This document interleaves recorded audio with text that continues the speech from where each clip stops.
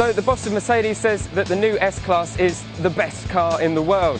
That sounds like something we've got to try out for ourselves, doesn't it? So what we'll do is we've got ourselves a new S-Class over here. As you can see, there's quite a few of them. We'll go on a little road trip. So we're in the middle of Toronto at the moment, and we're going to head about 250 miles north to a place called Lake Muskoka. And hopefully that will give us a better idea of if this really is the best car in the world. First up, here are a few reasons why it could be. It's the first ever car to ditch light bulbs completely, so it uses 56 LEDs in the headlights, 35 LEDs in the taillights, and there are up to 300 of them in the interior. Speaking of the interior, you just have to take it all in. Everything you touch feels like it's been lifted from a luxury yacht and engineered to within an inch of its life to feel robust and luxurious. You've got two massive 12.3-inch screens sitting in front of you, and there are hundreds of options designed to make life just that little bit more comfortable in the cabin. So we can start the first part of the journey from the back seats, and look how much space I've got back here. In this car, we've got the executive seat package, which is the top seating package you can get. It costs about £5,000, but then you get seats that recline at 43.5 degrees, you get a leg rest, and you can push the passenger seat forward as well. So I'm actually pretty much lying down at the moment. Then on top of that, if you're not comfortable enough already, you can always go for a hot stone massage, and it uses 14 different air cushions in the back of the seat and some targeted heating as well to try and recreate a hot stone massage. And yeah, it kind of does really work. But if that doesn't float your boat, then there's always the choice of another 5 different massage settings. Then after that, it's either work or play, because there's a Wi-Fi hotspot in here and some fancy airline style pull-out tables, so you can just get your laptop out and maybe catch up on a few emails. But if you don't want to do that, then you've also got these screens in front of you here, so they're hooked up to a hard drive and a high-performance Intel processor, and that means that I can watch one film, my friend can be watching another, I can be doing emails, or he can be watching a film. Then on top of that, you've got some other fancy options like a heated armrest here, a heated door panel here, and then there's also an air conditioning system which includes 5 different fragrances, so you can have some nice perfumed air in the cabin. More than all of its clever technology, what you normally associate an S-Class with is the ultimate ride quality and refinement.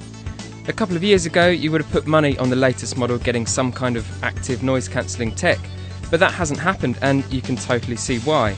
It's a very German way of doing things, but Mercedes has eschewed all that fancy tech and just engineered it to be quieter. So that means thicker double glazing, it means better door sills, and it means better aerodynamics too. And the result is something that you could genuinely say was about as refined as a Rolls-Royce Phantom.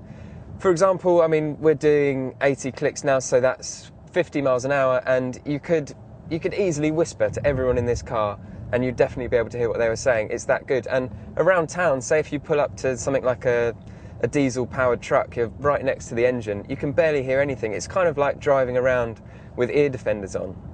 And ride comfort, again, it's impeccable. I mean, it's probably not quite as good as the Rolls-Royce, and you do feel occasionally with those heavy alloy wheels, you feel a bit of a thud into a pothole or something like that, but on the whole, it's really, really smooth and really comfortable. And it gets even better too in the V8 S500, because you can specify that with a system called Magic Body Control, and what that does is scans the road ahead using a camera mounted just behind the rear view mirror. And so you get 15 metres ahead of you, it can see bumps and potholes and things, and it sets up the suspension accordingly. So we had a little go earlier going over some speed bumps with that, with the system turned on and turned off. And with it turned on, you can barely feel that there's a speed bump there at all. It just seems to soak it up. And I think if you were blindfolded, you probably genuinely wouldn't notice that it was there. It's that good. Under the bonnet, the S-Class comes with an engine to suit everyone. There's a 3-litre V6 diesel in the S350, capable of 51.4 mpg, or there's a diesel-electric S300 hybrid that can do 64 mpg. There's even a plug-in S500 on the way, and that's expected to be even more efficient than a Toyota Prius. Then, at the other end of the scale, you've got the twin-turbo V8-powered S500, capable of 0 to 60 in 4.8 seconds. And even faster than that, we know there's an S63 AMG coming up too. Right, so here we are in Muskoka Lakes Marine, a good few hours later, and a couple of hundred miles too.